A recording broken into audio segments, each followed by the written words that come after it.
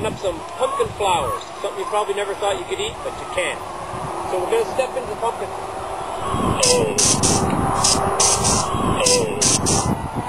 Okay, now that we've remembered to turn off the electric fence, let's step into our pumpkin patch here and pick up some flowers. We're not just picking the pumpkin flowers this morning. Oops, watch for bees. We're also going to be picking a few of the smaller, more tender leaves, like this right here. And we'll also be using the stems of the flowers. Shake the bees and bugs out of them. You want to be organic, but not that organic. I'm also told that picking these flowers will help the plants produce more fruit, more pumpkins. So that's always a good thing too. Okay, we've rinsed the flowers in cold water, and now we're going to start preparing them to cook up. First thing you're going to want to do is around the base of the flower, take off these little spiny things right here. There's usually about 5 of them on a flower. Then we're gently going to top the flower off at the base of the stem, and open the flower up gently, and also pluck out this little phallic looking whatever it is in the middle. This part is actually good. Let's take out the other part.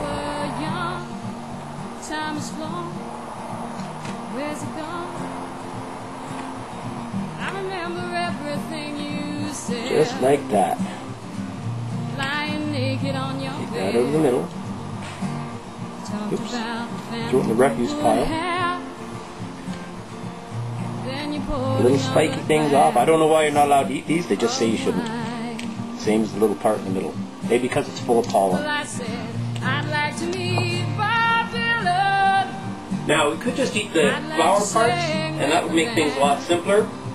But the stems add a little crispness to it. And the leaves, well, we all know how good green leafy things are for you. Gives the whole dish a nice look and a nice texture. So we'll show you how to clean up these. Just like that. You just have to kind of catch the leaf right at the base here and pull it. You can see it pulls off all the little spinies off the back of the leaf, like that. Then we're going to rinse it underwater and give it a little rub like that underwater to tender it up a little bit. And that's going to go in with the rest of what you're cooking.